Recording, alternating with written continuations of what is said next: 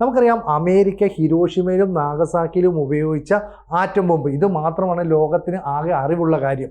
അതിൻ്റെ അനന്തരഫലം എന്താണെന്ന് ഇന്നും ജപ്പാനിലെ ജനങ്ങളുടെ ദുരിതങ്ങളെ നോക്കിയാൽ മനസ്സിലാക്കാവുന്നതാണ്. പക്ഷേ ആ കാലഘട്ടത്തിൽ നിന്ന് വളരെ വ്യത്യസ്തമാണ് പുതിയ കാലഘട്ടത്തിലെ ആണവ ആയുധങ്ങൾ.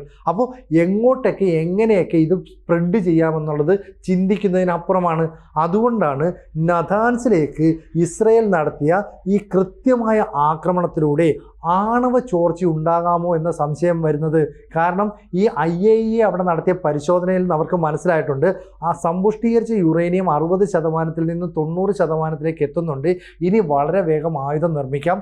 അതുകൊണ്ട് ഈ സമ്പുഷ്ടീകരിച്ച യുറേനിയം എത്രയും പെട്ടെന്ന് മറ്റ് രാജ്യത്തിലേക്ക്, അതായത് വിദേശ രാജ്യങ്ങളിലേക്ക് മാറ്റണമെന്ന് നിർദ്ദേശിച്ചത്.